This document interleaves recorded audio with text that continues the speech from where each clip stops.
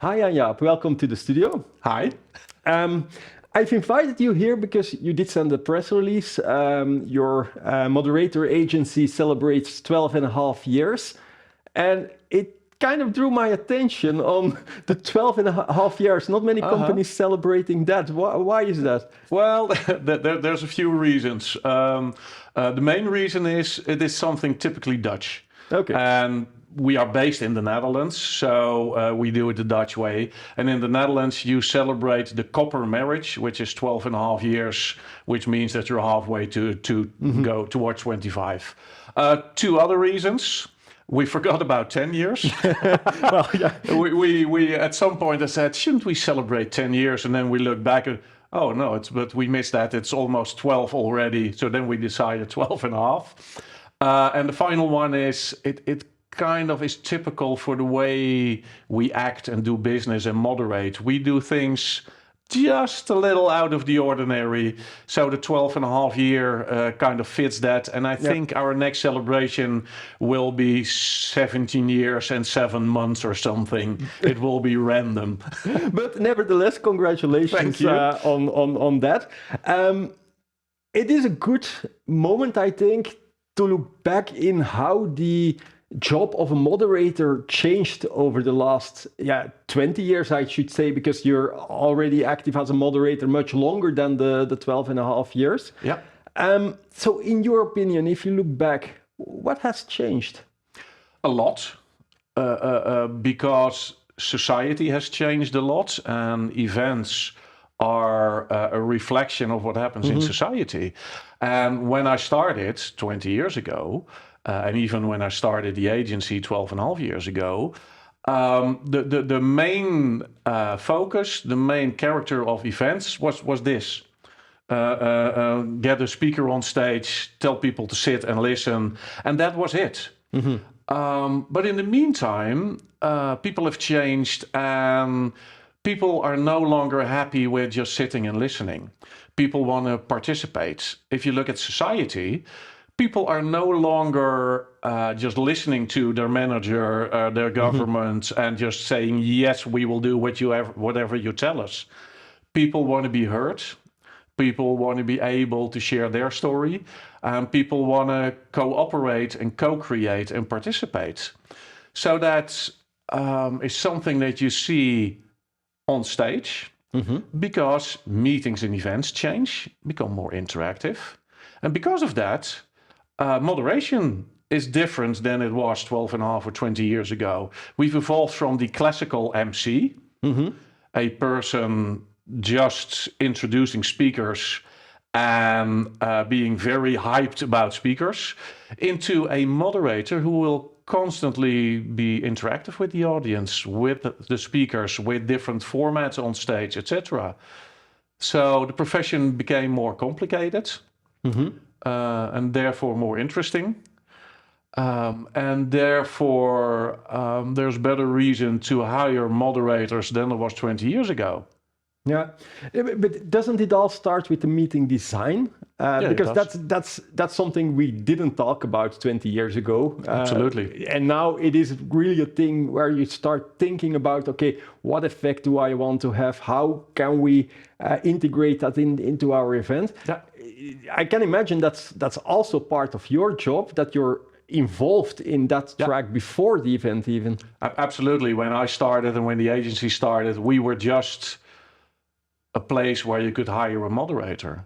And now, the last few years, more and more people come to us saying, hey, we have an event. Can you help us design and build the event? And more, the moderator is just a part in that. I mean, we had the COVID time. There was a shift in that people knew, okay, online we really have to design, otherwise people will be bored to death. Yeah, and they just leave. Online, it's so easy to just click the presentation away. Absolutely. In a room, that's more difficult. You need to stand up and then leave. And that is a statement when you stand up in a room like this and just say, sorry, leaving now, boring, sorry. But still, we should be aware that if the event or the conference or whatever is not appealing enough, is not about those people in the room. It might be that 80% of those people are there physically, But not listening. but not listening, being on their mobile or just thinking about other stuff or just switching off mentally. It is our job as a moderator and as a moderator agency to make sure that not only the message is sent, but that the message is received and incorporated, and that something changes. If you do a meeting or an event and nothing changes, why have you done it in the first place? But isn't it also a balance? Because what I sometimes hate in moderators, to put it like that, is that they want to make it interactive, but it's a fake kind of interactiveness. Absolutely. And sometimes, as a listener, when there's a very good speaker, I just want to listen. Yeah. Leave me alone. Yeah. Don't come with absolutely, absolutely. A brilliant speaker programmed at the best time within an event is gold. And interaction just for the sake of bloody interaction will ruin everything. So what we need to do, in my opinion, is back to design and ask ourselves constantly why. Why the event and why these elements within the event. So we should go away from defaults. We should go away from the default speaker speaking, people listening. But we shouldn't replace one default for another default, being everything should be interactive. No.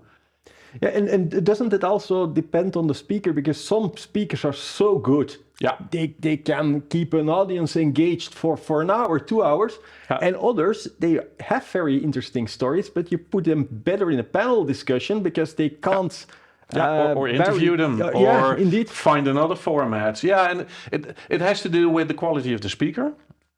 It has to do with, does the quality of the speaker resonate with the audience?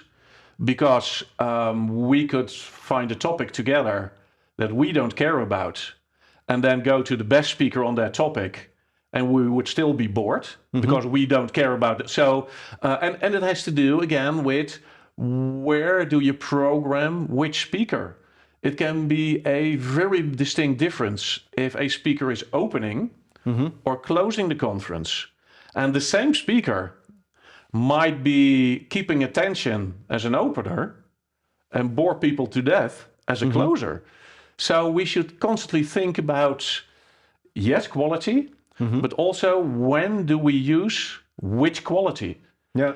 And that also goes for moderators. I mean, all my moderators, I can vouch for them, are brilliant moderators. But not for every event. But not for every event.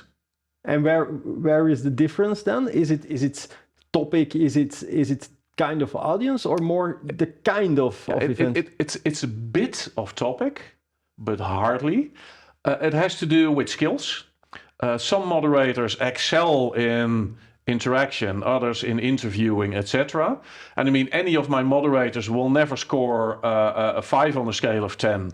But if you have a day full of debate, you take me as a moderator, I will score a 6 on debates because I'm okay, but I'm not the best. Get a different moderator. So it's skills. It's also personality, because every audience has a personality. And with some crowds, people will love me. Other crowds will hate me. So you have to have this Fingerspitzengefühl, the Germans say, gut feeling, the English say, about what personality of a moderator would have a click with the personality of people in the room. So those are the main elements. Yeah. You talked before about it's society who's changing, so events are changing. One thing that's also changing a lot is focus on diversity, inclusion, that kind of topics. Does it also has an effect on your job? Absolutely, because if you have a diverse group of people in the room, not everyone will be happy with the same stuff. So you have to constantly be aware of the fact that you have a diverse audience. I mean, for instance, if I ask a group of 400 people, does anyone have a question? It's always the same people that will stand up and come up with questions. Yeah. Am I happy that they do that? Yes, of course. But there is a 40, 50, 60% people in a, for instance, introvert spectrum that do not feel very comfortable with just standing up and expressing their opinion in a group of 400 people. So we should also work with formats and design for those people to feel happy and to be able to express what they think. And that might be in working with smaller groups. Mm-hmm. If you and me are in a small group, and I'm the introvert, very bad example. If in a small group, I maybe will feel comfortable talking to you. If then we report back from our group to the whole room, you could bring in my perspective because you are the extrovert and have no problem with talking to everyone. Yeah. So we constantly need to think, who's in the room? How do we make everyone feel at home, comfortable? And then how do we involve everybody? Yeah. And it has to, I always call it, as a moderator, you are building a temporary tribe. Yeah. Everyone in the room should feel we are together here, and then work from that. Mm-hmm. If we jump back to the interaction and meeting design for a second, one of the things a lot of organizers like to do, but I'm very curious on your opinion on that, is things like energizers, entertainment in between speakers. How do you look at it? My main mantra is, if you need energizers, your program sucks. Because if people are falling asleep and you then need to re-energize them, you did something wrong. They fell asleep for a reason. So the energy should be in the program itself. You should think about formats that energize people. If you do interaction and if you do an energizer, make sure that it has a connection with the actual topic. I mean, asking people to turn around and massage each other's shoulders, unless you are at the annual meeting of physiotherapists, people hate that. Yeah. I once was asked to engage in belly dancing for no apparent reason other than to wake us up before drinks. I don't do that, and people hate that. So, first of all, make sure that your program is energizing in itself. Second of all, make sure that if you plan for energizers strategically, that they have something that people understand why they are doing it. And then thirdly, you said entertainment. People often think that energy means fun, means entertainment. Hard work can be very energetic. If you give people an assignment to work on a problem that they all struggle with, you can get this very, very strong atmosphere of people create real drive.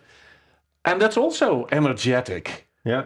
Is it fun? Is it people shouting? No, but it is energetic. And the same thing goes for entertainment. If the only reason to plan a piece of entertainment is to reward people for not going away or to wake them up before they go to the network dinner, that's wrong entertainment. Yeah. Make entertainment incorporated in your whole overall idea of what is happening. And then it comes back to the meeting design then. Absolutely. Yeah. We keep on coming back to that again and again and again. Yeah. Another thing that changed in society is that we in these times need to be more careful about what we say. There's a whole woke movement. How do you deal with that? Because part of your job is pushing here, pushing there, finding out the more difficult spots to talk about. But on the other side, people are more sensitive about those things. Yeah, it is. The funny thing is, if people trust you and they know that you will push everyone, they're okay with it. We always say we have to be radically neutral. The reason why people fight wokeness is because they do not feel that their side of the story is heard. And everyone wants to be seen, heard, and loved. And if, as a moderator, you find a way of including all and showing people that you're open to listening to any opinion and that you are open to bringing in any perspective, then the whole problem with people fighting you is gone. And that's the only way, because we have a very polarized society, right? People very black and white and against each other. You are crazy. No, you are crazy. As long as we allow people to keep on shouting at each other that they are crazy without listening, we will never go into dialogue again. Yeah. So what we need to do is show both sides that we don't take position, but that we want to be there to listen to their story. And then through us as a moderator in the middle, it might happen that this side will listen to that side. Will they agree at the end of the day? Probably not. Probably not, no. But will they have listened to each other and understand why the other one has an opposite opinion? Yes, probably. Yeah, that's already a very big step. And that's a very big step, absolutely. Okay. Yeah. You already gave some traits of a good moderator as a profile. You need to be neutral. You need to have certain skills, and that changes of the type of event. What profile does a moderator needs to have? First and foremost, you need to love everybody. And that may sound a bit very over the top, but I'm really serious about that. Even if somebody has an opinion 100% contrary to your own, as a moderator, you need to love everybody in the room. But because only if you do, people will connect to you. So that's one thing. Another thing is being radically neutral. A thing is you have to be. It's a lot of seemingly contradictions. Yeah. You need to be very flexible but goal driven. The road to an end goal hardly ever is a straight line. So that's what you need to do. You need to be very. It's egoless charisma what you need. That's also, it seems like a contradiction, because in most cases, someone with a very big ego has a lot of charisma, and someone with a very small ego does not have charisma. The best moderators are the ones that have egoless charisma.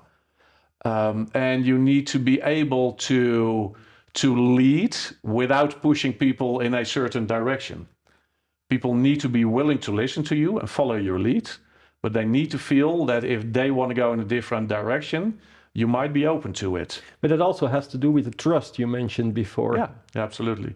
Absolutely. And what I hate in many moderators that I see online, for instance, is that they kind of act the role of the moderator.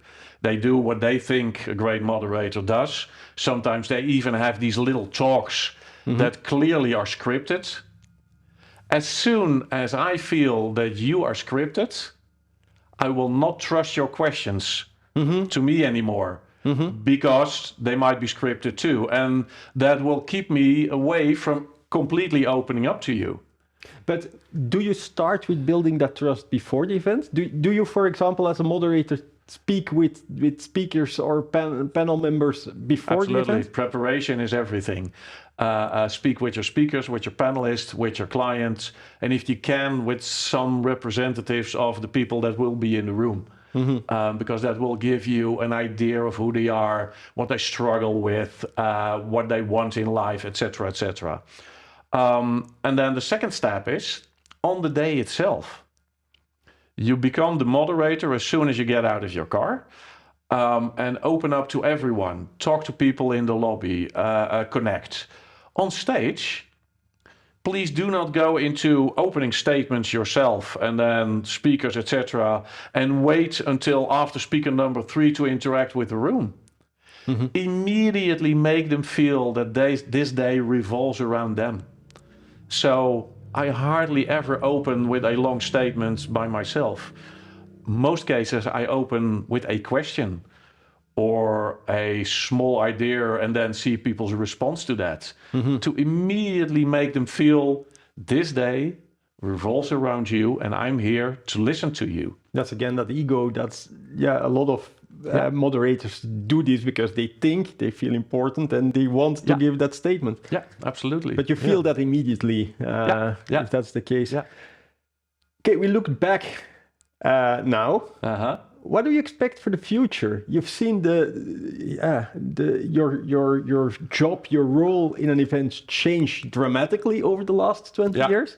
What do you expect for the next 20 years?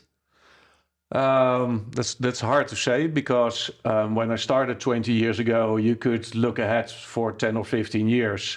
Now things change constantly, and that also has to do with the change in my profession. Nothing is sure for several years.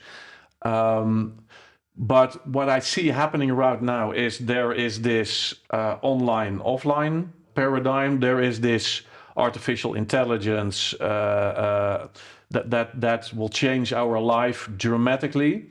And what I think will happen is that group sizes will be smaller. We will see more events with smaller groups. And what I think will happen is that as a counter effect to digital and AI, etc., the urge for meeting in person will be growing. But what we will do in person will be different. The presentations of the results of the company over the past year or the plans with the company for the upcoming years, that will be online, that will be digitalized. People can watch it whenever they want. They will come together physically to discuss that. They will not come together physically to listen to the CEO talk for 1.5 hours. Yeah, and most CEOs aren't even good at it. So yeah, absolutely. And they will come together because they already received the CEO story in some other form. Yeah. And then they will come together physically to discuss with the CEO, to pick his brain on what it would mean for their daily job, the ideas, to discuss amongst the team. Okay, now we had a presentation. What does that mean for our job? Where do we need to change? What do we need? What demands do we have to management? Hey, if you want us to act differently, fine. But this is then what we need from you.